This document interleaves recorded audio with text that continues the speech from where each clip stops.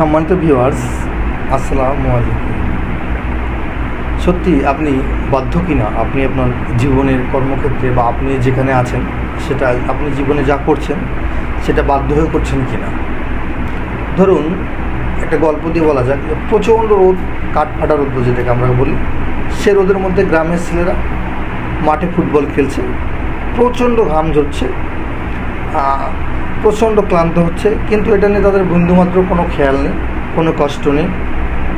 তারা মাঠে আপন মনে আপন খুশিতে খেলে যাচ্ছে। অন্যদিকে ওই ছেলেগুলোকেই যদি ওই একই সময়ে তার বাবা মা মাঠে কাজ করতে বলে, দেখবেন যে তাদের মুখে যে হাসিটা ছিল সেটা থাকবে না। আর মাঠে যাওয়ার আগে বা কাজ শুরু করার আগে তাদের মুখে একটা হতাশার ছাপ দেখা যাবে।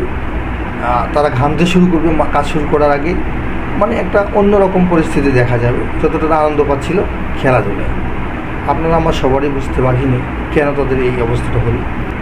খেলাটা তাদের ভালো লাগা আর কাজ করা তাদেরকে বাধ্য করানো হচ্ছে। তাই আপনি আমরা যারা আছি প্রতিনিয়ত যে কাজটা করছি সেটা আসলে বাধ্য হয়ে করছি কি না, আপনার ভালো লাগছে কি না, কাজটা করতে হয় বিধায় এই জন্য করছেন কি না ভেবে দেখবেন। ধন্যবাদ, সবাই ভালো থাকবেন।